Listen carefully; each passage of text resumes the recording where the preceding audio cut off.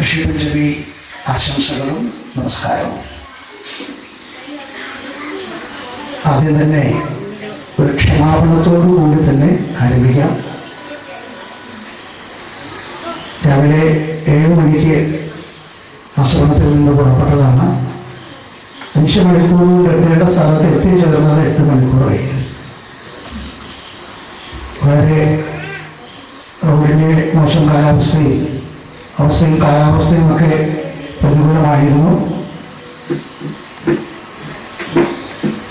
അയർക്കുന്നതിൽ നടക്കുന്ന പഞ്ചമഹായജ്ഞത്തിൽ പങ്കെടുത്ത് ഭദ്രദീപം കൊളുത്തി പുതുപ്പള്ളി എമ്മിൻ്റെ ചാനലുകളും അവരുമൊക്കെ പങ്കെടുക്കുന്ന വേദിയിൽ നിന്ന് പരിപാടി പകുതി എത്തുന്നതിന് മുൻപേയാണ് ഞാൻ ഇറങ്ങി ഇവിടേക്ക് പുറപ്പെടുന്നത്. അല്പം വൈകി വിശ്വബ്രഹ്മദേവന്റെ നാമത്തിൽ സാദരം ക്ഷണിക്കുക. ഇന്ന് ഋഷിപഞ്ചമി ആഘോഷിച്ചു. കേരളത്തിലെ എല്ലാ സ്ഥലങ്ങളിലും കഴിഞ്ഞ എല്ലാ വർഷങ്ങളിലും എന്നതുപോലെ എന്നല്ല, വളരെ വ്യത്യസ്തമായ ഒരു രീതി ഇന്നത്തെ ഋഷിപഞ്ചമി മഹോത്സവത്തിൽ ഉണ്ടായി. കാരണം എല്ലാ സമുദായ സംഘടനകളും ഒരുമിച്ച് ചേർന്നുകൊണ്ട് ഏക മനസ്സോടുകൂടി ഈ മഹോത്സവത്തെ ആഘോഷിച്ചു.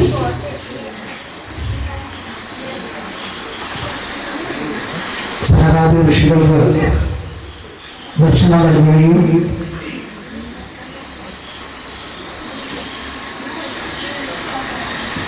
ഒരുപാട് പുണ്യകർമ്മങ്ങൾ ചെയ്യപ്പെടുകയും ചെയ്ത ഈ സുദിനം, അത് നമ്മളെല്ലാവരും സ്മരിക്കുന്നതാണ്.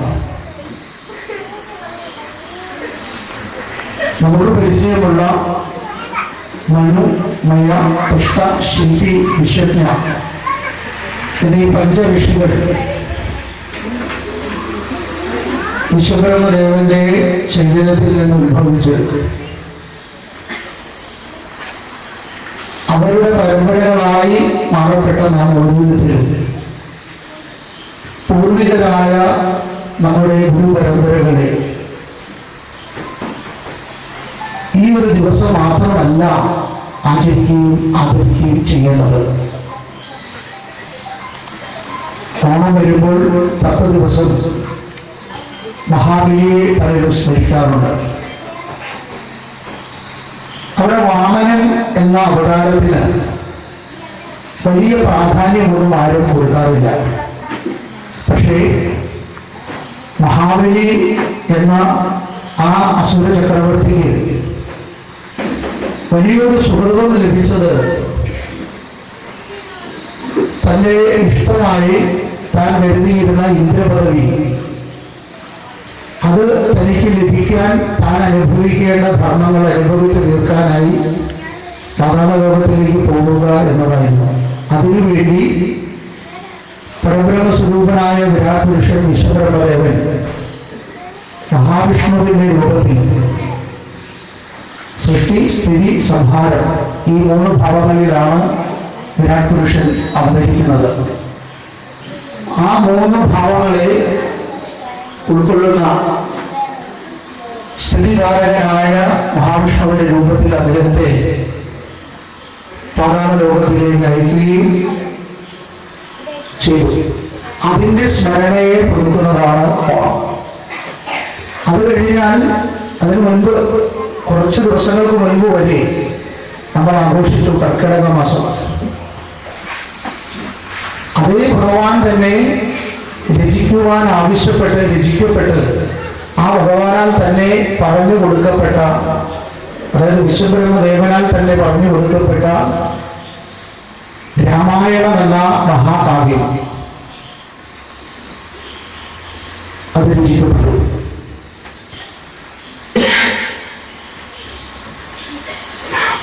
അവിടെ ശ്രീരാമചന്ദ്ര പ്രഭുവിനെയും സീതാദേവിയെയും സഹോദരനായ ലക്ഷ്മണനെയും നമ്മൾ കണ്ടു. ഇനി കുറച്ച് ദിവസങ്ങൾ കൂടി കഴിയുമ്പോൾ മണ്ഡലമാസം വരും, 41 ദിവസം. എല്ലാവരും കറുപ്പെടുത്ത് വ്രതമെടുത്ത് 41 ദിവസത്തെ വ്രതശുദ്ധിയോടുകൂടി ശബരിമലയ്ക്ക് പോകും, കലിയുഗവരതനായ അയ്യപ്പസ്വാമിയെ കാണുവാൻ. സനാതന ധർമ്മ സംസ്കാരത്തിൽ നമ്മൾ ആചരിക്കുന്ന വിവിധങ്ങളായ ആചാര അനുഷ്ഠാനങ്ങളാണ് ഞാനിപ്പോൾ ചൂണ്ടിക്കാണിച്ച ചിലത് മാത്രം. ഒരുപാടുണ്ട്. പിതൃക്കൾക്ക് വേണ്ടിയിട്ടുള്ള തർപ്പണങ്ങൾ കർക്കിടക മാസത്തിൽ, അതുപോലെ കന്നിമാസത്തിലെ ആയില്യം, വിഷു, അങ്ങനെ ഒരുപാട് ആഘോഷങ്ങൾ നമ്മൾ നടത്താറുണ്ട്. ഇതിനെല്ലാത്തിനും കാരണമായി ഇവയെല്ലാം നമുക്ക് പറഞ്ഞു തരുന്നത് ഒരുപാട് മഹാതത്വങ്ങൾ മറഞ്ഞു നിൽക്കുന്ന പുരാണ കഥകളിലൂടെയാണ്. ആ പുരാണ കഥകൾ രചിക്കപ്പെടുവാൻ കാരണമായി രൂപപ്പെട്ടത് ആദിമ വേദമായ പ്രണവത്തിലൂടെയാണ്. പലരും തെറ്റിദ്ധരിക്കപ്പെട്ടത് 4 വേദങ്ങളാണുള്ളത്: ഋഗ്വേദം, യജുർവേദം, സാമവേദം, അഥർവവേദം. നമ്മളിൽ ചിലർ പറയാറുണ്ട് പഞ്ചമവേദമാണുള്ളത്, 5 വേദം. പ്രണവവേദം കൂടി അതിലേക്ക് ചേർക്കും. കഴിഞ്ഞ 23 വർഷത്തെ നിരന്തരമായ അന്വേഷണങ്ങൾക്കും പഠനങ്ങൾക്കുമിടയിൽ ഞാൻ കണ്ടെത്തിയത് ഋഷി പരമ്പരകൾ നമുക്ക് വേണ്ടി രൂപപ്പെടുത്തിയെടുത്ത ആദ്യത്തെ ഏകവേദം പ്രണവവേദമായിരുന്നു. വേദവ്യാസ ഭഗവാൻ വിഷ്ണുവിന്റെ രൂപമാണ്, വിഷ്ണുവിന്റെ അവതാരം തന്നെയാണ് വേദവ്യാസ മഹർഷി. അദ്ദേഹം പ്രപഞ്ചത്തിലെ സർവസാരങ്ങളെക്കുറിച്ചും ശാസ്ത്ര രഹസ്യങ്ങളെക്കുറിച്ച് ഓരോ യുഗത്തിലും ഓരോ തരത്തിൽ മനുഷ്യൻ ആചരിക്കുമ്പോൾ വരാൻ പോകുന്ന 4ാമത്തെ യുഗമായ കലിയുഗത്തിൽ മനുഷ്യൻ ഈ പ്രപഞ്ച രഹസ്യങ്ങളെ കുറിച്ച് അന്വേഷിക്കാൻ ആരംഭിക്കുകയും സൂര്യചന്ദ്രാദികളിൽ വരെ എത്തിച്ചേരാൻ സാധ്യതയുണ്ട് എന്ന് മനസ്സിലാക്കിക്കൊണ്ട് സൃഷ്ടി മുതൽ സംഹാരം വരെയുള്ള അതിനിഗൂഢമായ പ്രപഞ്ച രഹസ്യങ്ങളെ വിവിധ ഭാഗങ്ങളായി വ്യസിക്കുകയാണ് ഉണ്ടായത്. വ്യസിക്കുക എന്ന് പറഞ്ഞാൽ പഠിച്ച് അതിനെ വിഭജിച്ചു. അത് തെറ്റാണെന്നാണ് നമ്മൾ പറയുന്നത്. നമ്മൾ പലരും പറയാറുണ്ട് വ്യാസൻ വിശ്വകർമ്മനെ ഉപദ്രവിച്ചവനാണ് എന്നാണ് പറഞ്ഞു പഠിപ്പിക്കുന്നത്. പക്ഷെ വേദവ്യാസൻ വിശ്വകർമ്മനെ ഉപദ്രവിക്കുകയല്ല ചെയ്തത്. വേദങ്ങളെ ദുരുപയോഗം ചെയ്യുന്നത് തടയുവാൻ വേണ്ടി അതിനെ 4ആയി വിഭജിച്ചു. ബാക്കി അതിൽ നിന്ന് മാറ്റിവെച്ച, കാരണം ശ്രുതിയിൽ നിന്ന് സ്മൃതിയിലേക്കും സ്മൃതിയിൽ നിന്ന് അത് ലിഖിതങ്ങളായും രേഖപ്പെടുത്തി. കൃതയുഗം, ത്രേതായുഗം, ദ്വാപരയുഗം, കലിയുഗം, അങ്ങനെയുള്ള ഈ 4 യുഗങ്ങളിൽ ആദ്യത്തെ യുഗത്തിൽ ഈശ്വരനുമായി നേരിട്ട് സംവദിക്കുവാൻ മനുഷ്യന് അവസരം ലഭിച്ചു. 2ാമത്തെ യുഗത്തിൽ ഈശ്വരൻ മനുഷ്യനെ നേർവഴിക്ക് നടത്തുവാൻ അവതാരങ്ങളെ എടുത്തു വന്നു. യാഗങ്ങൾ, യജ്ഞങ്ങളിലൂടെയൊക്കെ പ്രത്യക്ഷപ്പെട്ട് പലവിധമായ വേദങ്ങളും ഗ്രന്ഥങ്ങളും എല്ലാം നൽകി. 3ാമത്തെ യുഗത്തിൽ അദ്ദേഹം ചെയ്തത് അവതാരങ്ങളായി വന്ന് സംഹാരവും സൃഷ്ടിയും സ്ഥിതിയും എന്താണെന്ന് നമ്മളെ പലതരത്തിൽ പലവിധത്തിൽ പുരാണങ്ങളിലൂടെ ഓരോ അവതാര കഥാപാത്രങ്ങളിലൂടെ നമ്മളെ പഠിപ്പിച്ചു തന്നു. അത് നമ്മുടെ ഋഷികൾ രേഖപ്പെടുത്തി വെച്ചു. അങ്ങനെ രചിക്കപ്പെട്ട 4 വേദങ്ങളും 18 പുരാണങ്ങളും 1000-ലേറെ ഉപനിഷത്തുക്കളും ഉണ്ടായിരുന്നു. ഇപ്പൊ 108 ഉപനിഷത്താണ് നമുക്ക് ലഭിച്ചത്. ബാക്കി പ്രധാനപ്പെട്ടതൊക്കെ അമേരിക്കക്കാരും റഷ്യക്കാരും ബ്രിട്ടീഷുകാരും എല്ലാം കൊണ്ടുപോയവർ നാസയിൽ പരീക്ഷണങ്ങൾ നടത്തുന്നതിന് വേണ്ടി ഈ വേദഗ്രന്ഥങ്ങൾ ഉപയോഗിച്ചു. ഇന്നും നാസയിൽ അവരുടെ ഉപഗ്രഹങ്ങളിലെല്ലാം അവരുടെ പരീക്ഷണശാലകളിലെല്ലാം മുഴങ്ങുന്നത് നമ്മുടെ ബ്രഹ്മദേവനെ കുറിച്ചുള്ള സ്തുതികളും സ്തോത്രങ്ങളും അടങ്ങുന്ന വേദമന്ത്രങ്ങളാണ്. ഭാരതത്തിൻ്റെ സംസ്കൃതി. അങ്ങനെ ഈ വേദങ്ങളും പുരാണങ്ങളും ഇതിഹാസങ്ങളും എല്ലാം നൽകിയ ഋഷി പരമ്പരകളെ ആദരിക്കാനും ആചരിക്കാനും നമുക്ക് സാധിക്കണമെങ്കിൽ നമ്മൾ എന്ത് ചെയ്യണം? നമ്മുടെ ഋഷികളെ നമസ്കരിക്കണം. സനകാദി ഋഷികൾ അവരുടെ യാത്രാമധ്യേയാണ് രത്നാകരൻ എന്ന കാട്ടുകള്ളൻ അവരെ കൊള്ള ചെയ്യുവാനായി തടഞ്ഞു നിർത്തിയത്. നീ ചെയ്യുന്ന പാപത്തിന്റെ ഫലം നിന്റെ ഭാര്യ കൂടി അനുഭവിക്കുമോ എന്ന് ചോദിക്കാൻ പറഞ്ഞു വിട്ടപ്പോൾ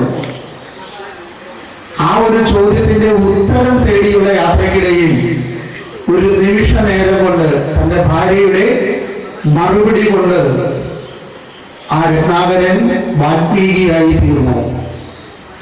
ആ വാൽമീകിയിലൂടെ ലഭിച്ചതാണ് മാനിഷാദ പ്രതിഷ്ഠാത്വ എന്ന് തുടങ്ങുന്ന നമ്മുടെ വാൽമീകി രാമായണം. അതുപോലെ നിരവധി മുഖ്യവസ്ത്രീയിൽ നിന്ന് ജനിച്ച വ്യാസൻ. ഇതെല്ലാം ഋഷി പരമ്പരകളിൽപ്പെട്ടവരാണ്. 5 പേർ ആദ്യം ഉണ്ടായി. നമ്മൾ പറഞ്ഞു മനുമയ തൊഷ്ട ശില്പി വിശ്വജ്ഞ. സനകാദി ഋഷികളുണ്ടായി. പിന്നെ ഈശ്വരൻ ഉണ്ട് എന്നും ഇല്ല എന്നും നമ്മുടെ ആൾക്കാരൊക്കെ പറയാറില്ലേ? അച്ഛനും അമ്മയും ഉണ്ടെങ്കിലും ഇല്ലെങ്കിലും ഈ അച്ഛനല്ല അമ്മയല്ല എന്നൊക്കെ കുട്ടികൾ പറയുന്നില്ല. എന്ന് പറഞ്ഞതുപോലെ ദൈവമുണ്ട് എന്നും ഇല്ല എന്നും പറയുന്ന ഋഷിമാർ വരെ നമ്മുടെ മുമ്പിൽ ഉണ്ടായി. ചാർവാക മഹർഷി നിരീശ്വരവാദിയായിരുന്നു. ആ മഹർഷിയെയും ആരാധിക്കാനും പൂജിക്കാനും പഠിപ്പിച്ച ഒരു സമൂഹമാണ്, ഒരു ധർമ്മമാണ് ഭാരതീയ സംസ്കാരമായ സനാതന സംസ്കാരം. അതിൻ്റെ ഭാഗമായി ആ സനാതന ധർമ്മ സംസ്കാരത്തെ നിലനിർത്തുന്ന സനാതന ധർമ്മ സംസ്കാരത്തിന്റെ യഥാർത്ഥ കാവൽക്കാരായ അവകാശികൾ വിശ്വബ്രാഹ്മണരാണ്. ഈ വേദങ്ങളും ആ വേദങ്ങൾ എഴുതാനുള്ള മരത്തോലുകളും പണ്ട് മരത്തോലിലൊക്കെയാണ് എഴുതിയിരുന്നത്. പിന്നെ ഓലകളിലേക്ക് മാറി. ഇതെല്ലാം സൃഷ്ടിച്ചതും ആ പേന എഴുതാനുള്ള പേന ആ കത്തി വരെ അതുവരെ ഉണ്ടാക്കി കൊടുത്തതും ആരാണ്? വിശ്വകർമ്മജരാണ്. ഋഷിമാർ പറഞ്ഞു കൊടുത്തു, ദേവന്മാരിരുന്ന് എഴുതി. എല്ലാം ഋഷികുലത്തിൽ നിന്നാണ് ഉത്ഭവിച്ചത്. എന്നിട്ട് ഇന്ന് ആ ഋഷികുലത്തിന്റെ അവസ്ഥ എവിടെ എത്തി എന്ന് നമ്മൾ ഓരോരുത്തരും നമ്മുടെ വീട്ടിൽ ഒന്ന് ചെന്ന് ആലോചിച്ചാൽ മനസ്സിലാവും. എത്ര വീടുകളിലുള്ള വിശ്വകർമ്മദേവന്റെ ചിത്രം? ഈ ഋഷി പരമ്പരയിൽപ്പെട്ട മനുമയ തൊട്ട ശില്പി വിശ്വജ്ഞ അല്ലെങ്കിൽ സനകാദി ഋഷികളുടെ ഒക്കെ പേരുകൾ അറിയുന്ന എത്ര പേരുണ്ട് നമ്മുടെ വീടുകളിൽ? വിശ്വബ്രഹ്മദേവനെ സ്തുതിച്ചുകൊണ്ടുള്ള ഏതെങ്കിലും ഒരു സ്തുതി, ഒരു സ്തോത്രം, ഒരു കീർത്തനം അറിയുന്നവർ എത്ര പേരുണ്ട്? അതൊന്ന് ചിന്തിച്ചു നോക്കണം. ഇതില്ലാതെ പോയതിന്റെ കാരണം ഗുരുപരമ്പരകളെ നമ്മൾ അംഗീകരിക്കുന്നില്ല, അനുസരിക്കുന്നില്ല എന്നതാണ്. ഗണ്ഡിസ്വാമി സാധു കൃഷ്ണാനന്ദ സരസ്വതി മഹാരാജ് വിശ്വകർമ്മ കുലത്തിന്റെ ആത്മീയ പരമാചാര്യ ഗുരുവായി ഇരിക്കാൻ വേണ്ടി വന്ന ഒരു വ്യക്തി അല്ല. മറിച്ച് സമിതിമാർ, വൈദിക ആചാര്യന്മാർ, ക്ഷേത്രപൂജാരിമാർ, വേദപാണ്ഡിത്യമുള്ള പാരായണക്കാർ, യജ്ഞാധികാരികൾ തുടങ്ങിയുള്ള നമ്മുടെ കുലത്തിലെ ആചാര്യന്മാരെ സമൂഹം ആദരിക്കപ്പെടുന്ന ഒരു കാലം ഉണ്ടാക്കിയെടുക്കുന്നതിന് വേണ്ടി പ്രവർത്തിക്കാൻ വന്ന ഒരു സാധാരണക്കാരൻ മാത്രമാണ്. ശങ്കരാചാര്യൻ വന്നു 1200 വർഷങ്ങൾക്ക് മുൻപ് വിശ്വകർമ്മ കുലത്തിൽ ജനിച്ചു. നിങ്ങൾ ഓർത്തു നോക്കി, ആ ഇരിക്കുന്ന ചിത്രത്തിൽ കാണുന്ന ആളുടെ കാര്യം ഞാൻ പറഞ്ഞേ.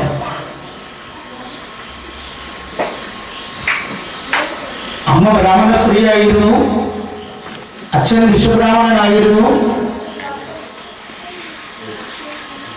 ആ അമ്മ തന്റെ മനസ്സിന് ഇഷ്ടപ്പെട്ട ആ പുരുഷനോടൊപ്പം ജീവിതം തുടങ്ങുന്നത് കണ്ട് പടിയടച്ച് പിണ്ടം വെച്ച ആളുകൾ അന്നത്തെ ബ്രാഹ്മണരാണ്. അവർ പിന്നീട് ആ അമ്മ മരണപ്പെട്ടപ്പോൾ പോലും അഗ്നി കൊടുക്കുവാൻ തയ്യാറായില്ല.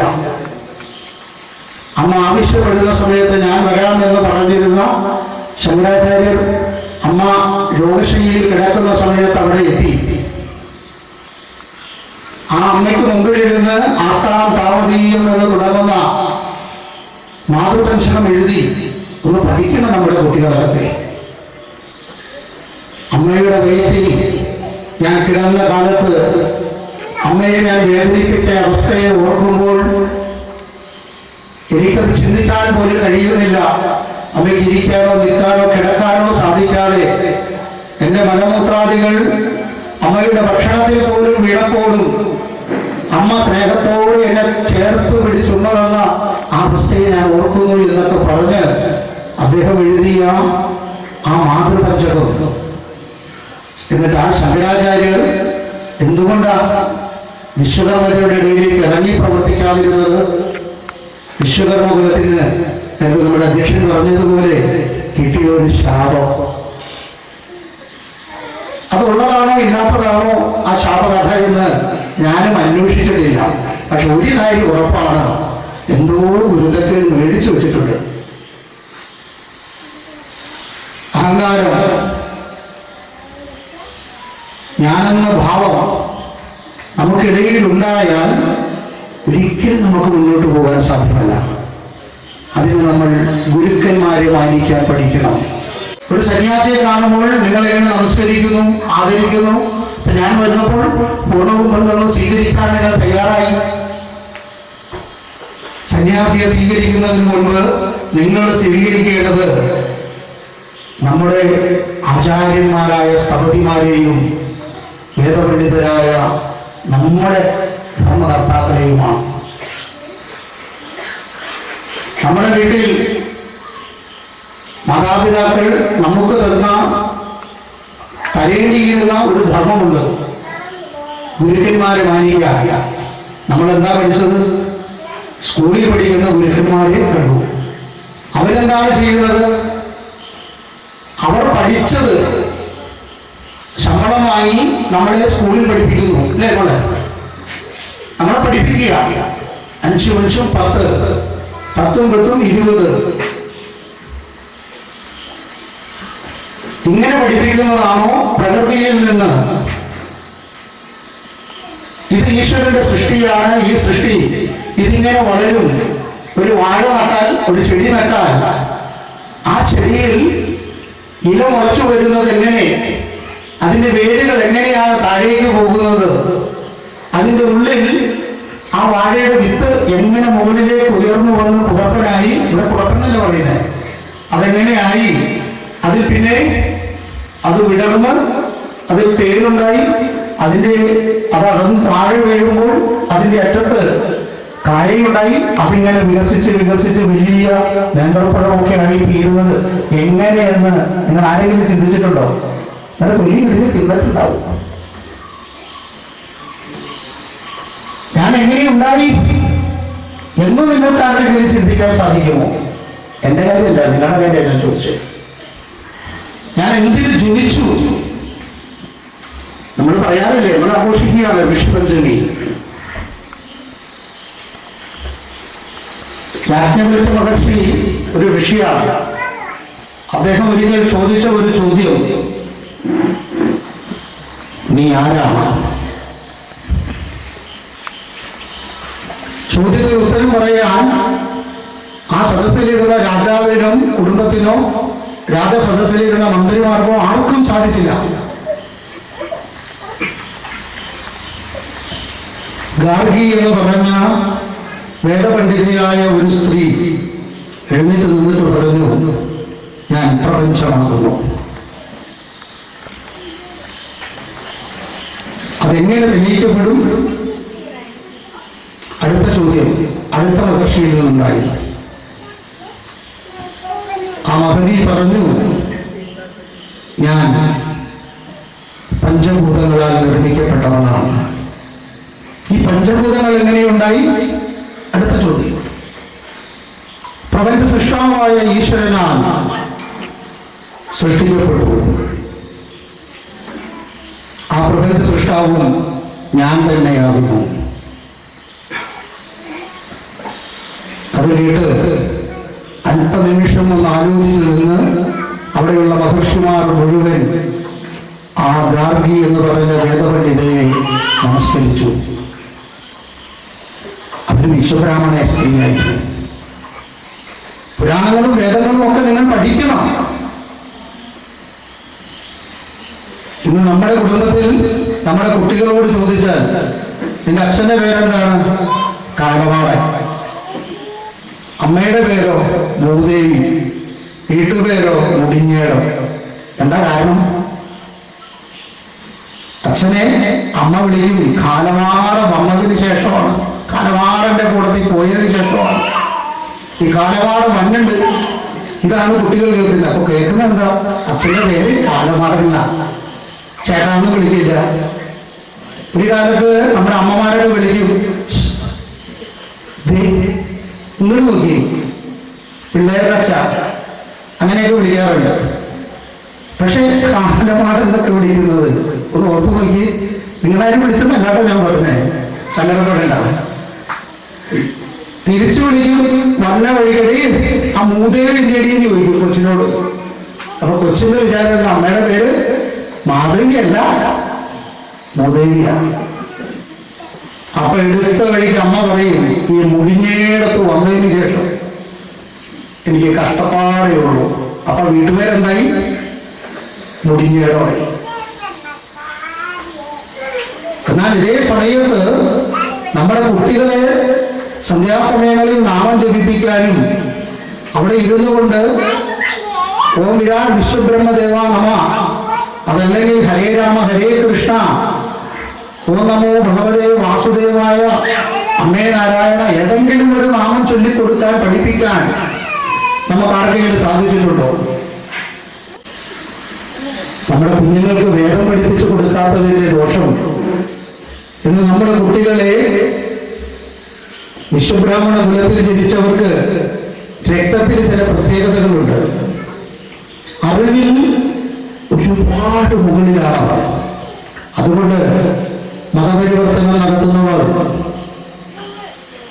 ലൗകികാദികളിൽ പെടുന്നവർ ആദ്യം നോക്കുന്നത് ആരെയാണെന്നറിയാവോ? വിശ്വബ്രാഹ്മണരെയാണ്. അങ്ങനെ ഒരു പെൺകുട്ടിയെ പ്രണയം നടിച്ച് ചതിച്ച് അവരുടെ കുലത്തിലേക്ക് മതത്തിലേക്ക് ചേർത്താൽ ലക്ഷങ്ങളാണ് അവർക്ക് കിട്ടുന്നത്. ബാക്കിയുള്ളവരുടെ താഴേക്ക് ഓരോ റേറ്റ് ഉണ്ട് അവർക്ക്.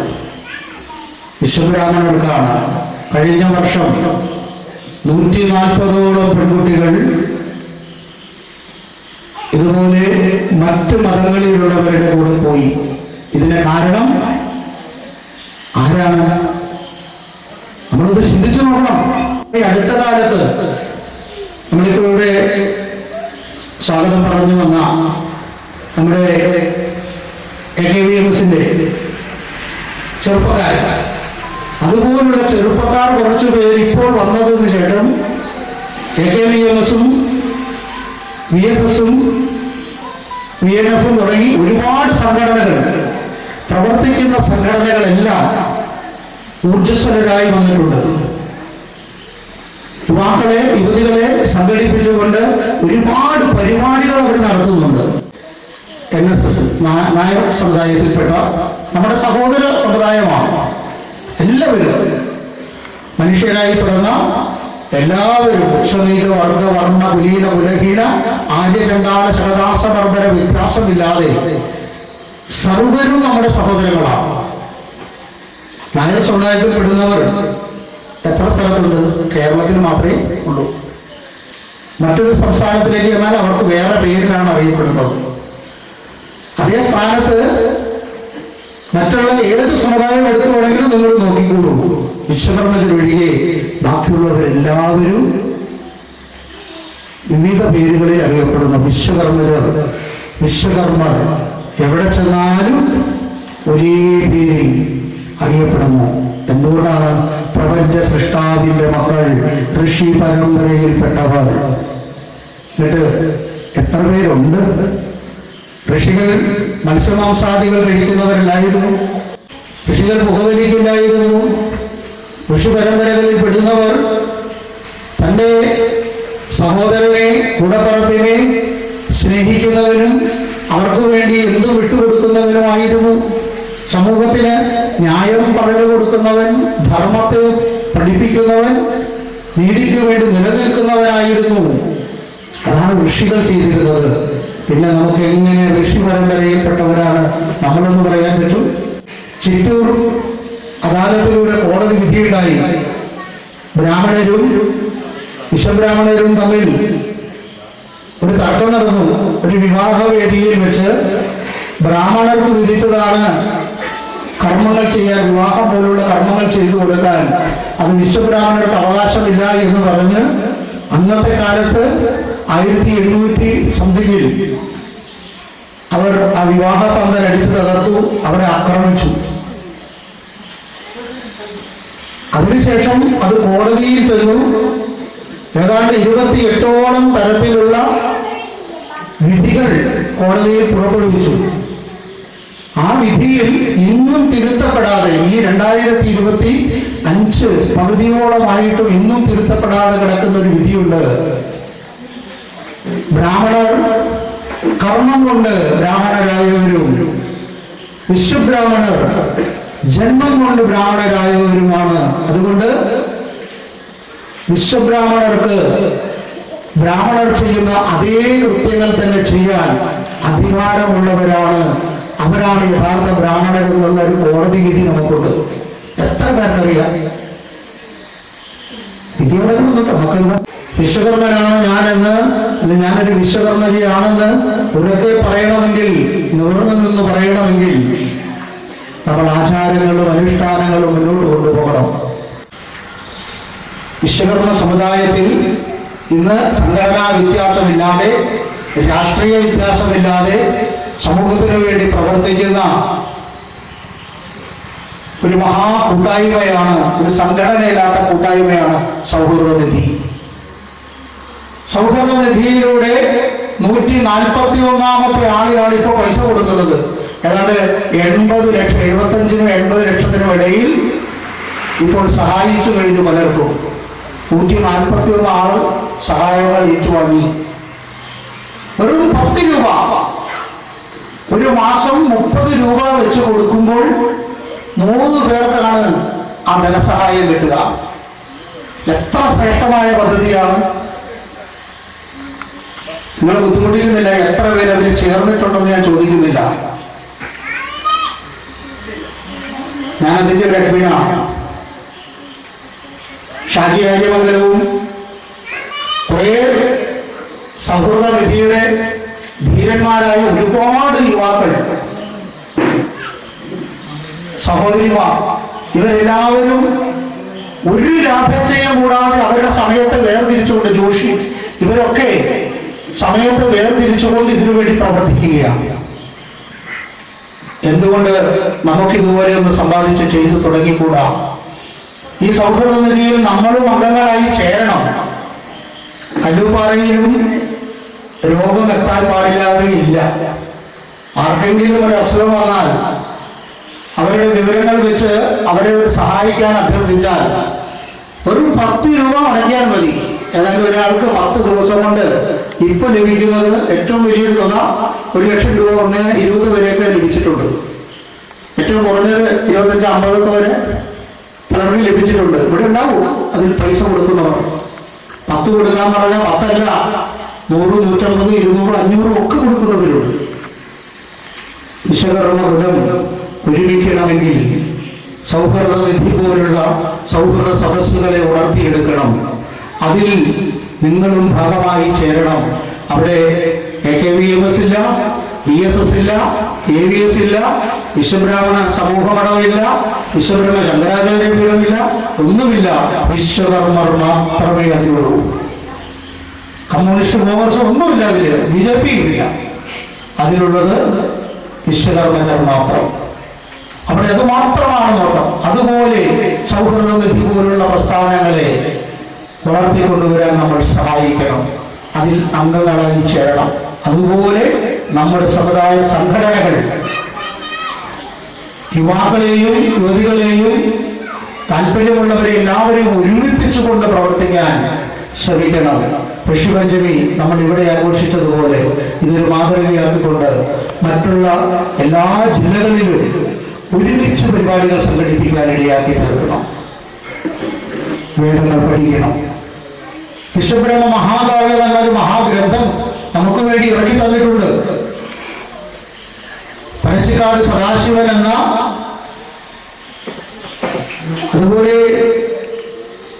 വളരെ ശ്രേഷ്ഠനായ ഒരു മഹാഗുരു പ്രസാദാചാര്യ, ഇവരൊക്കെ ചേർത്ത് നിർത്തി ഇവരോടൊപ്പം അതിന്റെ കാര്യങ്ങളെ ചേർത്ത് നിർത്തി ഇവരോടൊപ്പം പ്രവർത്തിച്ച വാഗത്താനം, ഇങ്ങനെ നിരവധി പേർ നമുക്കുണ്ട്. ഇപ്പോൾ ഞാൻ ഇവിടേക്ക് വരുന്ന സമയത്ത് അഖില ഭാരതീയ സന്യാസി സഭയുടെയും ആദിശങ്കര അദ്വൈത അഖാഡയുടെയും സന്യാസി സഭയുടെയും ഒക്കെ പരമാചാര്യനായിരിക്കുന്ന വിശ്വബ്രഹ്മ കുലത്തിൽ ജനിച്ച പൂജനീയ ദക്ഷിണ ഭാരതത്തിലെ മഹാമണ്ഡലേശ്വർ സ്വാമി പ്രഭാകരാനന്ദ സരസ്വതി മഹാരാജിന്റെ അനുഗ്രഹത്തോടെ പനച്ചിക്കാട് സദാശിവൻ ബ്രഹ്മഋഷി പനച്ചിക്കാട് സദാശിവൻ എന്ന പേരിൽ അറിയപ്പെടട്ടെ എന്ന് പറഞ്ഞുകൊണ്ട് അദ്ദേഹത്തിന് അതിൻ്റെതായ രീതിയിൽ ഒരു ചടങ്ങ് അവിടെ നടത്തിയിട്ടാണ് പോകുന്നത്. അദ്ദേഹത്തിനുള്ള ശങ്കരാചാര്യ പീഠാധീശ്വരുടെയും മഹാമണ്ഡലേശ്വരുടെയും എല്ലാം കയ്യൊപ്പുകൾ രേഖപ്പെടുത്തിയ ആ പത്രം, പ്രമാണപത്രം അദ്ദേഹത്തിന് ഏറ്റവും അടുത്ത ഒരു ചടങ്ങിൽ വെച്ച് ആദരവോടുകൂടി സമർപ്പിക്കും. അത് പ്രസാദാചാര്യനും കൊടുക്കുന്നുണ്ട്. കാരണം അദ്ദേഹവും ആ ഗ്രന്ഥത്തിന്റെ നിർമ്മിതിയിൽ പ്രധാന പങ്ക് വഹിച്ച ഒരു വ്യക്തിത്വമാണ്. ഇനി മുതൽ അങ്ങനെയുള്ള ഗുരുക്കന്മാരെ ആചരിക്കാൻ നമ്മൾ പഠിക്കണം. അവരെഴുതിയ മഹാഗ്രന്ഥം നമുക്കിവിടെ പാരായണം ചെയ്യണം. ഇവിടെ ഇല്ലാത്തവർക്ക് ഞാൻ കൊണ്ടുതരാം, പൈസ കൊടുത്താൽ മതി.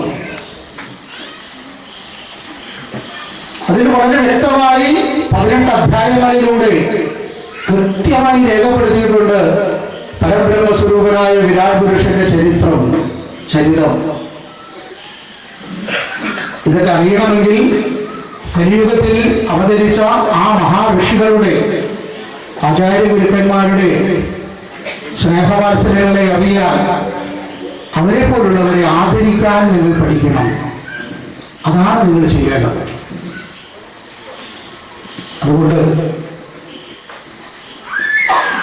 എന്നെപ്പോലുള്ള സന്യാസിമാരെ ആദരിക്കുന്നത് പോലെ വിശ്വകർമ്മ കുലത്തിലെ മുഴുവൻ ആചാര്യന്മാരെയും സ്ഥപതിമാരെയും ജ്യോതിഷ പണ്ഡിതരെയും വൈദ്യശാസ്ത്രം, വാസ്തുശാസ്ത്രം തുടങ്ങിയ ഗ്രന്ഥങ്ങൾ ആ വിഷയങ്ങൾ കൈകാര്യം ചെയ്യുന്നവരെയും എല്ലാം ആദരിക്കാനും അവരെ പാദം തൊട്ട് നമസ്കരിക്കാനും നാം ഓരോരുത്തരും ശീലിക്കണം. അതിനു വേണ്ടിയിട്ടാണ് എന്നെപ്പോലുള്ള സന്യാസിമാർ നിങ്ങൾക്കിടയിൽ പ്രവർത്തിക്കുന്നത്. ഇവിടെ കന്നൂപ്പാറയിൽ ഇനി വരുന്ന പരിപാടിയിൽ എനിക്ക് വരാനൊരു അവസരം ലഭിച്ചാൽ തീർച്ചയായും ആ ചടങ്ങ് ഇതുപോലെയുള്ള ഒരു വലിയ മഹാ ഐക്യത്തിന്റെ ഭാഗമായി നിങ്ങൾ ചെയ്തെടുക്കുന്ന ഏറ്റവും വലിയ നല്ലൊരു പ്രവൃത്തിയുടെ ഉദ്ഘാടനമോ നിങ്ങൾ നടത്തി കൊടുക്കുന്ന ഏതെങ്കിലും ഒരു വിവാഹമോ ആകട്ടെ എന്ന് ഞാൻ ആഗ്രഹിക്കുകയാണ്.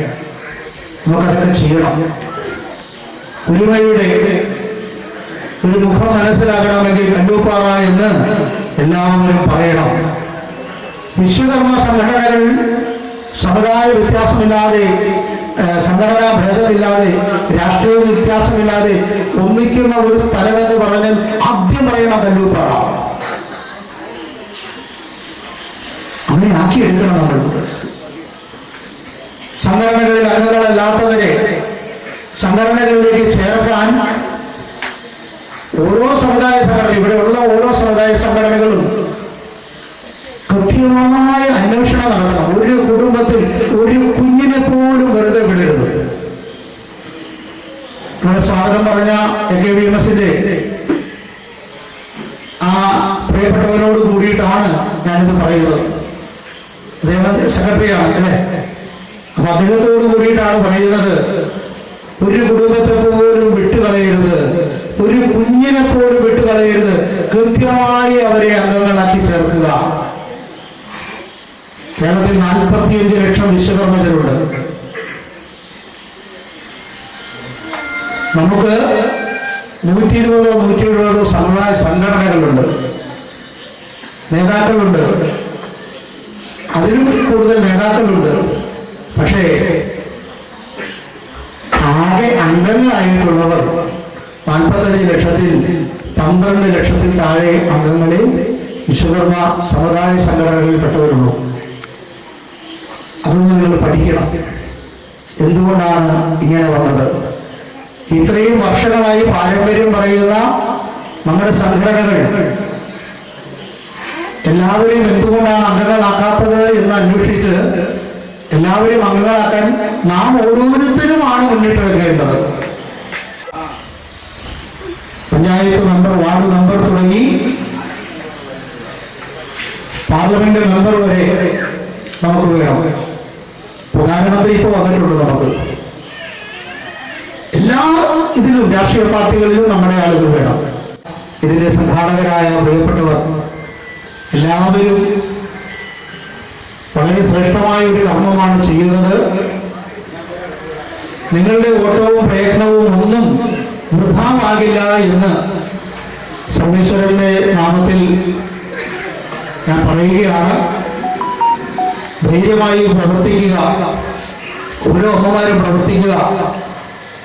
ഓരോ വീടുകളിൽ കയറിയിറങ്ങുക.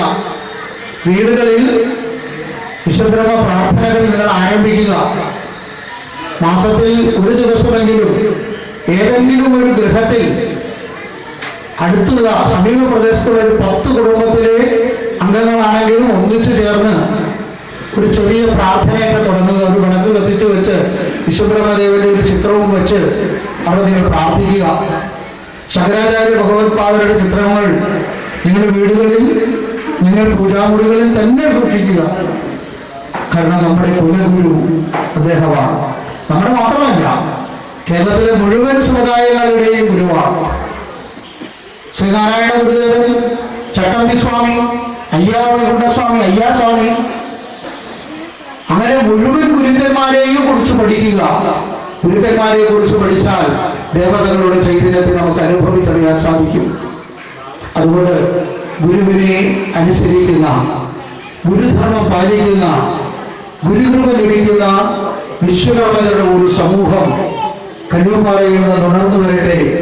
എല്ലാ സമുദായങ്ങളെയും കുലങ്ങളെയും ചേർത്ത് നിർത്തിക്കൊണ്ട് ഏറ്റവും അനുഗ്രഹകരമായ ഒരു മാതൃകാ സംഘടനയായി ഇത് വളർന്നു വരാൻ, ട്രസ്റ്റായി ഇത് ഉയർന്നു വരാൻ ഒരുപാട് പേർക്ക് സഹായം ചെയ്യുന്ന, ഒരുപാട് പേർ മാതൃകയാക്കുന്ന ഒരു കൂട്ടായ്മയായി തീർക്കാൻ നിങ്ങൾക്കിടവരട്ടെ എന്ന് പ്രാർത്ഥിച്ചുകൊണ്ട് എൻ്റെ വാക്കുകളെ ഗുരുപാദങ്ങളിൽ സമർപ്പിക്കുന്നു. കഴിഞ്ഞ വർഷം വന്നു പോയതുപോലെ നിങ്ങൾക്ക് എല്ലാവർക്കും നേരെ ഞാൻ പഞ്ചമുഖ രുദ്രാക്ഷം കൊണ്ടുവന്നിട്ടുണ്ട്. ഇത്തവണ കൊണ്ടുവന്ന രുദ്രാക്ഷത്തിന് ഒരു പ്രത്യേകതയുണ്ട്. കഴിഞ്ഞ തവണ കിട്ടിയവർ ഉണ്ടല്ലോ അല്ലേ? ഇത്തവണ കുംഭമേളയിൽ അവിടെ സ്നാനം ചെയ്ത രുദ്രാക്ഷമാണ് കൊണ്ടുവന്നിട്ടുള്ളത്. 1,00,000 തവണ ബ്രഹ്മസൂത്രവും 1,00,000 തവണ ഗായത്രി മന്ത്രവും 1,00,000 നാരായണ മന്ത്രവും 1,00,000 പഞ്ചാക്ഷരി മന്ത്രവും 1,00,000 ഷോഡശാക്ഷരി മന്ത്രവും അങ്ങനെ 5,00,000 മന്ത്രങ്ങൾ കൊണ്ട് പൂജിച്ചെടുത്ത രുദ്രാക്ഷമാണ് നിങ്ങൾക്ക് ഓരോരുത്തർക്കും ഞാൻ നൽകുന്നത്. അത് നിങ്ങൾക്ക് വീട്ടിൽ സൂക്ഷിക്കാം. പെൺകുട്ടികൾക്കും പ്രായഭേദമന്യേ അത് കഴുത്തിലണിയാം. ശുദ്ധി അശുദ്ധി ഒന്നും അതിനെ എടുക്കുന്നില്ല. പരമാവധി മത്സ്യമാംസാദികൾ കഴിക്കാതിരുന്നാൽ നിങ്ങൾക്ക് അനുഗ്രഹം കിട്ടും. കഴിച്ചാൽ ഈ രുദ്രാക്ഷം ധരിച്ചത് കൊണ്ട് നിങ്ങൾക്ക് ശാപമൊന്നും കിട്ടാനും പോകുന്നില്ല. അതുകൊണ്ട് എല്ലാവരും അറിവിന്റെ ലോകത്തിൽ വർദ്ധിച്ചു വരട്ടെ. ഋഷിപഞ്ചമി നമുക്ക് എല്ലാവർക്കും നമ്മുടെ ജീവിതത്തിൽ ഒരു പുതിയ ഉണർവിന് തിരി കൊടുക്കട്ടെ എന്ന് പ്രാർത്ഥിച്ചുകൊണ്ട് ഓം വിരാട് വിശ്വബ്രഹ്മണേ നമഃ.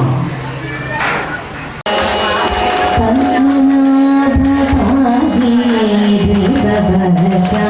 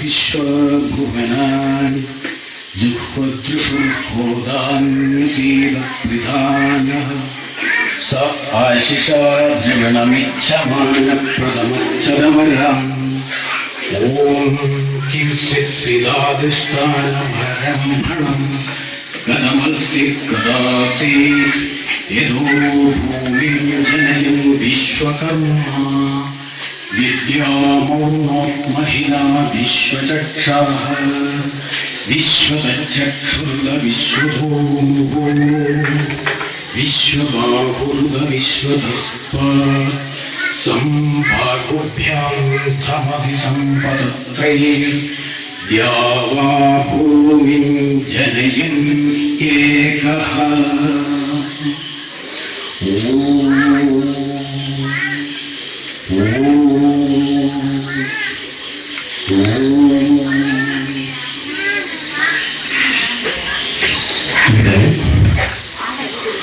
ഇവിടുത്തെ യോഗാധ്യക്ഷനായിരിക്കുന്ന പുരുഷോത്തമൻ സാറ്, അതുപോലെ തന്നെ സംപൂജ്യ വിശ്വകർമ്മ ശങ്കരാചാര്യ വെങ്കടേശ്വർ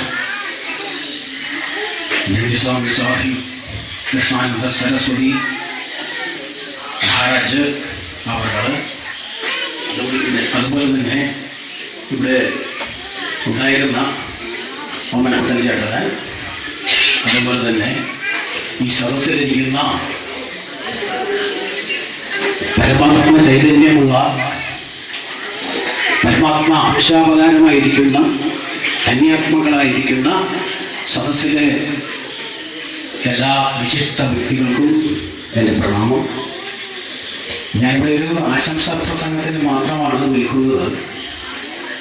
പക്ഷേ എൻ്റെ മനസ്സിൽ ഒന്ന് രണ്ട് ആശയം ഉദിച്ചിരുന്നു.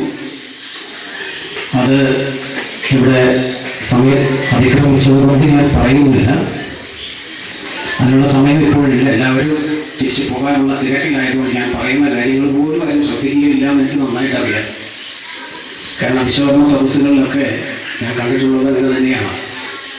ഇപ്പോൾ സ്വാമിജി പറഞ്ഞതുപോലെ നമ്മൾക്ക് ആധ്യാത്മികതയുടെ ഒരു കുറവാണ് ആദ്യം ഉള്ളത്.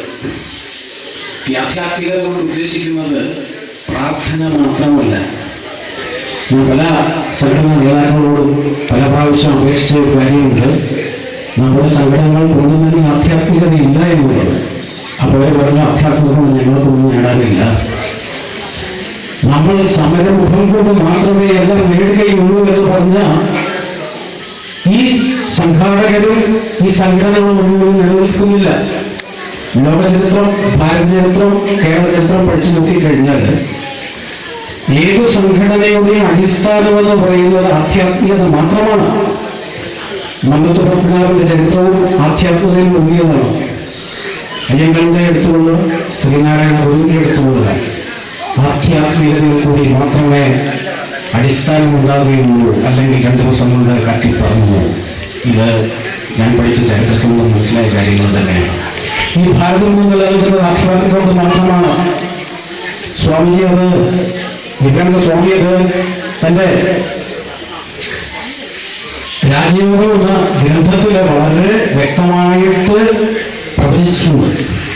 ഞാൻ ഒരു പ്രഭാഷണത്തിന്റെ കാര്യം പഠിക്കുന്നത് പലപ്പോഴും എന്നോട് അഭിലാഷ് പറഞ്ഞു, എൻ്റെ അനുജനാണ്, ഞാൻ പറഞ്ഞു ആശംസ പറഞ്ഞാലും മതി, സമയം ദീർഘിപ്പിക്കുമ്പോൾ ഞാൻ ഇങ്ങനെ കൈ കാണിക്കുമെന്ന് പറഞ്ഞിട്ടുണ്ട്.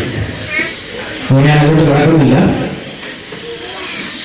എനിക്ക് പല കാര്യങ്ങൾ പറയാനുണ്ടായിരുന്നു. കാരണം വേദത്തെ പറ്റി തന്നെയാണ് ഞാൻ പറയാൻ ഉദ്ദേശിച്ചത്. ഇപ്പോൾ ഞാൻ ഇവിടെ ധ്യാനശ്രമമായിട്ട് ചൊല്ലിയത് ഋഗ്വേദത്തിലെ 10-ാം മണ്ഡലത്തിലെ 31-ാം ശ്ലോകത്തിന്റെ ആദ്യത്തെ 6 പാദങ്ങളാണ്. എന്നിട്ട് ആദ്യത്തെ 2 പാദത്തിൽ തന്നെ അർത്ഥം അറിവില്ലാത്ത ഒരു സാധാരണക്കാരൻ ഇപ്പോഴും സാധാരണക്കാരനായിരിക്കുന്ന എനിക്ക് അർത്ഥം പറയണമെങ്കിൽ ആ 2 ശ്ലോകത്തിലെ അർത്ഥം പറയാൻ എനിക്ക് അരമണിക്കൂർ കൊടുക്കും. നമുക്ക് ആവശ്യമില്ലാതെ പോയത് നിങ്ങളെ ആധ്യാത്മികതയാണ്, നമുക്ക് സംഘടനയ്ക്കില്ലാതെ. ഞാൻ എപ്പോഴും ഉറപ്പിച്ചു പറയുന്ന ഒരു കാര്യമാണ്. ആധ്യാത്മികം ഉദ്ദേശിക്കുന്നത് പ്രാർത്ഥനയല്ല. ഞാൻ ഈ കഴിഞ്ഞ ഇടയ്ക്ക് ഒരു സംഘടനയുടെ നേതാവിനോട് അദ്ദേഹം സംസാരിക്കുമ്പോൾ ഞാൻ ആധ്യാത്മികയുടെ പ്രാധാന്യത്തെ പറ്റി ഊന്നി പറഞ്ഞു. അദ്ദേഹം പറഞ്ഞത് എന്താ ആത്മീയത, അതുകൊണ്ട് നമ്മളെന്ത് നേടുന്നു. അവസാനം 2 ദിവസം കഴിഞ്ഞൊരു വിഷയമുണ്ടായപ്പോൾ അദ്ദേഹം എന്നോട് തിരിച്ചു പറഞ്ഞു, ആധ്യാത്മികത ഉള്ളതുകൊണ്ടാണ് എനിക്ക് ഇങ്ങനെ ഒരു വാഴ്ച പറ്റിപ്പോയത്. ഞങ്ങളൊക്കെ എഴുതി കൊണ്ടുവരുവാൻ ശ്രമിക്കുന്ന സാധാരണക്കാരാണ്. അതുകൊണ്ട് തന്നെ ഞങ്ങളെ സാധാരണക്കാരായതുകൊണ്ട് ഞങ്ങളെ അതിനെ ഉപയോഗിക്കുന്നത്. അപ്പൊ ഈ ഒരു പശ്ചാത്തലമാണ് നമ്മൾക്കുള്ളത്. ഞാനിവിടെ ഉദ്ദേശിച്ച കാര്യങ്ങളൊന്നും പറയാൻ ആഗ്രഹിക്കുന്നില്ല. 1-2 ചോദ്യങ്ങൾ മാത്രമേ എനിക്ക് അവശേഷിക്കുന്നുണ്ട് ഇപ്പോൾ. എക്സ്പ്ലനേഷൻ ഇപ്പോൾ എനിക്ക് പറയാൻ പറ്റില്ല. ഒന്നാമതായിട്ട് ഇന്നത്തെ ദിവസത്തിന്റെ പ്രത്യേകത ഋഷി പഞ്ചമിയാണ്. ഇതിനെ തന്നെ നമ്മൾ ബോധവൽക്കരണമുണ്ട്. സപ്തർഷികൾ, അതുപോലെ തന്നെ വിശ്വകർമ്മ പഞ്ചഋഷികൾ, അതൊരു വിവാദം വിളിക്കുന്നു. ഇതിനേക്കാൾ പ്രാധാന്യമായിട്ട് ഞാൻ ഒരു 5 വർഷമായിട്ട് കണ്ട വിവാദം വിശ്വകർമ്മ എന്നുള്ള തത്വമാണ്. വിശ്വകർമ്മ എന്ന തത്വം വിശ്വകർമ്മനെ തന്നെ 10 തട്ടിൽ നിന്നുകൊണ്ടാണ് അതിനെ താത്വികമായ ദർശനത്തെ അവലംബിക്കുന്നത്. ഒരു കൂട്ടർ പറയുന്നത് വിശ്വകർമ്മ സ്വയംഭൂവാണ്, വിശ്വകർമ്മ എന്ന് പറയുന്നത്. അടുത്ത കൂട്ടർ പറയുന്നത് വിശ്വകർമാവ് ദേവശില്പിയാണ്. അടുത്ത കൂട്ടർ പറയുന്നത് വിശ്വകർമാവ് അച്ഛനും അമ്മയ്ക്കും ജനിച്ച ഒരു സംഭവമാണ്. പക്ഷെ ഇത് ഞാൻ പല വേദികളിൽ പറയാൻ ആഗ്രഹിച്ചിട്ടുണ്ട്. ഇത് സംബന്ധമായിട്ട് ഇതിന്റെ പ്രശ്ന പരിഹാരാർത്ഥം ഞാനൊരു മാനസിക പ്രവർത്തനത്തിൽ 2 വർഷം ഏർപ്പെട്ടു. ഇത് തന്നെ ഉദ്ദേശിച്ചാണ് ഞാൻ ആ മാനസിക ഇറക്കിയത്. പക്ഷെങ്കിൽ ഒരൊറ്റ വിശ്വകർമ്മജൻ എന്റെ ആ പുസ്തകം 2 വർഷം ഇറക്കിയിട്ടും വായിച്ചിട്ടില്ല. ഞാനൊരു സംഘടനയോടെ താലൂക്ക് പ്രസംഗം നടക്കുമ്പോൾ ഒരു കെട്ട് ഗ്രന്ഥം ഞാനവിടെ കൊണ്ടുപോയി ഞാൻ എഴുതിയത്. ആ യോഗം അവസാനിക്കുമ്പോൾ ആ പുസ്തകം മുഴുവൻ അവര് വേസ്റ്റ് ബോക്സിലിട്ടു. ഇന്ന് എനിക്ക് താങ്ങാൻ വയ്യാത്ത കാര്യമാണ്. ഒരൊറ്റ വിശ്വകർമ്മ ഇന്ന് വരെ അതേപ്പറ്റി അപലപിച്ചിട്ടുള്ളതുകൊണ്ട് എനിക്ക് പറയാനുണ്ട്. ഞാൻ അവിടെ എന്റെ സർവസ്വം കൊടുത്തി. വിശ്വകർമ്മ അമ്മയിടിക്കുന്ന നമ്മൾ ഒരു എഴുതിയിരിക്കുന്നുണ്ട്. വിശ്വകർമ്മ ഒരാൾ പറയും സ്വയംഭൂവാണ്, അടുത്തയാൾ പറയും ദേവശില്പിയാണ്. ഇതെല്ലാം വേണ്ടി ദേവശില്പിന്നുള്ള പദം ഒരു 10 പുരാണം പ്രധാനമായിട്ട് പഠിച്ച ഒരാൾക്ക് ഈ ശില്പി പദത്തിന്റെ അർത്ഥം മനസ്സിലാവുകയുള്ളൂ. ഒരു പ്രധാന കഥയുണ്ട്. അതേ മഹർഷിക്ക് പുരം നിർമ്മിച്ച, ഞാൻ ഇതിനായിട്ടൊന്നും പോകുന്നില്ല, ഇത് വലിയൊരു കഥയാണ്. അവസാനം അസുരന്മാർ ആ പുരം ആഘോഷിച്ചു. കാരണം ദേവേന്ദ്രന് നിർമ്മിച്ച പുരത്തേക്കാൾ വലുത് വേണം എനിക്ക് എന്ന് ത്രയമഹർഷി പറഞ്ഞിരുന്നു. വിശ്വകർമ്മ പറഞ്ഞു, നീ സന്യാസിയാണ്, നീ കാമങ്ങളെ നോക്കിയാൽ പാടില്ലാത്തവനാണ്. പക്ഷെ അത്രയും വർഷം ഇപ്പോൾ പറഞ്ഞത്, ഞാൻ അത്രയും വർഷമാണ്, എനിക്ക് ശക്തിയുണ്ട് ഈ വിശ്വകർമാവ് അറിയിക്കാൻ, പക്ഷെ എനിക്ക് ശക്തിയുണ്ട്, ഞാൻ ശ്രമിക്കും. അപ്പൊ നമ്മൾക്കുണ്ടാകുന്ന ഒരു സംശയം എന്താണ്, വിശ്വകർമാവ് അത്രയും വർഷയ്ക്ക് മുകളിൽ അല്ലാതെ താഴെയാണോ ശ്രമിക്കാൻ? ഇതിലൊക്കെ ഉത്തരം പറയാൻ എത്ര പേർക്ക് സാധിക്കും? ഇതൊക്കെ അവരുടെ ചോദ്യങ്ങൾ. ഇത് നമ്മൾ അറിയുന്നില്ല, ഇത് അറിയുന്നവരെ കൊണ്ട് പ്രയോഗിക്കാൻ സമ്മതിക്കത്തുമില്ല. ഇത് ശരിയാണ്. പക്ഷെ വിശ്വകർമ്മ എത്ര പേരുണ്ട്? വിശ്വകർമ്മ ഒന്നുമല്ല. ഞാൻ പറഞ്ഞാൽ ഞാൻ ഭ്രാന്തനാണെന്ന് പറയും. ഇതാണ് ആ 3 തലം ഞാൻ പറഞ്ഞത്. ദേവശില്പിയെന്നും സ്വയംഭൂവെന്നും അച്ഛനും അമ്മയും ജനിച്ചതെന്ന് പറയുന്നത്. ഇതിന്റെ എക്സ്പ്ലനേഷൻ കൊടുക്കണം. ഒരാളോട് ചോദിച്ചപ്പോൾ ഞാൻ പറഞ്ഞത് 3 ശരിയാണ്. പക്ഷെ അദ്ദേഹം തിരിച്ചു ചോദിച്ചില്ല. ഇതറിയാൻ അവർ ആഗ്രഹിക്കുന്നില്ല, എനിക്ക് കൊണ്ടുവന്നുള്ളത്. ഇതൊക്കെയാണ് നമ്മൾ പഠിച്ചു പറ്റിയിരിക്കുന്നത്. നമ്മൾക്ക് ഈ പ്രശ്നങ്ങൾ മുഴുവൻ ഉണ്ടാകുന്നത് ഇവിടെയാണ്. ഞാനിപ്പോൾ ഉദ്ധരിച്ച ഋഗ്വേദ വേദമന്ത്രത്തിന്റെ ആ 2 ലൈനിൽ തന്നെ അർത്ഥം ഈ ബ്രഹ്മാണ്ഡ സ്പേസ്, ഞാനത് പല സയൻസ് ഗ്രന്ഥങ്ങളിലും അന്വേഷിച്ചു. അവിടെ പറയുന്നത്, സയന്റിസ്റ്റ് പറയുന്നത് എന്താണ്, ഫിസിഷ്യൻ പറയുന്നത്, the space is developed from something, from an erection എന്നാണ് പറഞ്ഞിരിക്കുന്നത്. എന്താ പറയുക, ഈ സ്പേസ് ഉണ്ടായിരിക്കുന്നത്, ഈ പ്രപഞ്ചം ഉണ്ടായിരിക്കുന്നത് ഒരു വിസ്ഫോടനത്തിൽ നിന്നുമാണ്.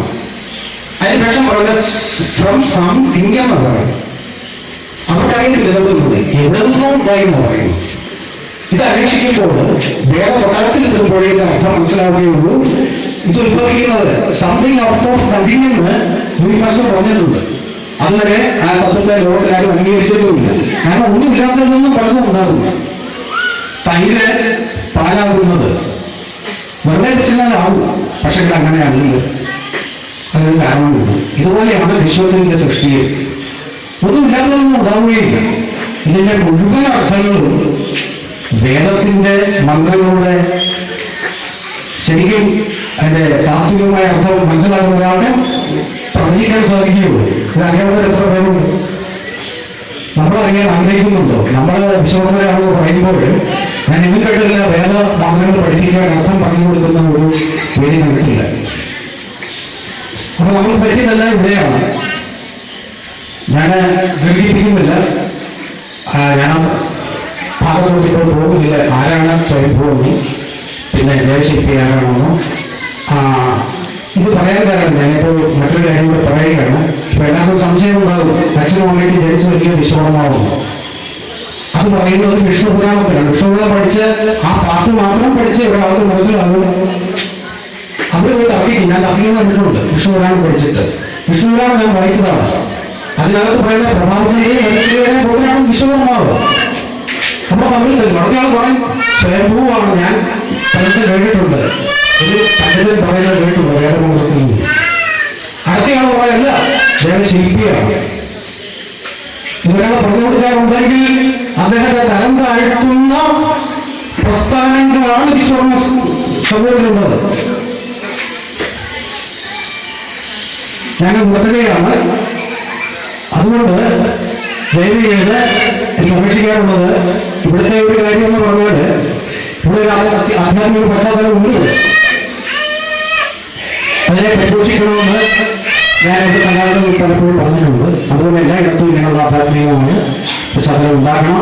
ഞാൻ ആ രണ്ടുപേരുടെ അർത്ഥം പറയണമെന്ന് ആഗ്രഹിച്ചിരുന്നത്. അത് പറയണം തന്നെ. ഞാൻ സാധാരണക്കാരനാണ്, ഞാൻ പഠിച്ചതുമല്ല, ഞാൻ പഠിച്ചതൊന്നുമില്ല. പക്ഷെ ആ വേദത്തിലെ രണ്ട് പാദങ്ങളുടെ അർത്ഥം അതെനിക്ക് പറയണമെങ്കിൽ തന്നെ 15 മിനിറ്റ് എടുത്തു. പക്ഷെ ഇപ്പോൾ ഇത് പറയാൻ സാധിക്കുകയില്ല, സമയം കൊടുത്തിട്ടുണ്ട്.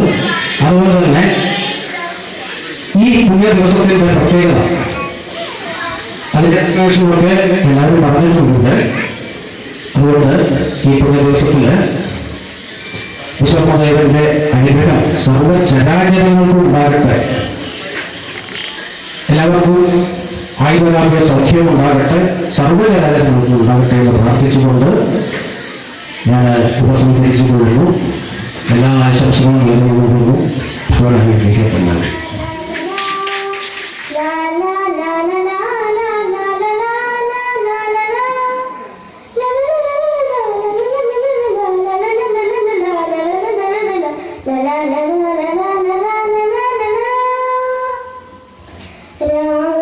സംഗീതം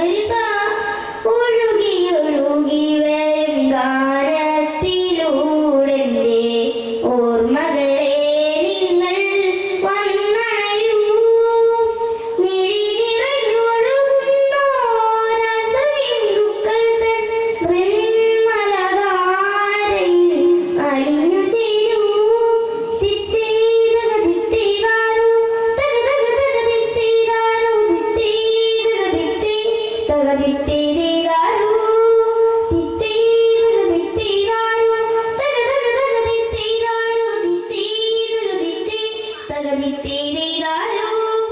പുലരിക്കല്ലുകൾ ഉണരുമ്പോൾ കിളികൾ ഉയർത്തും സംഗീതം മലരുകൾ തോറും മധുരം തേടും മലർവണ്ടുകൾ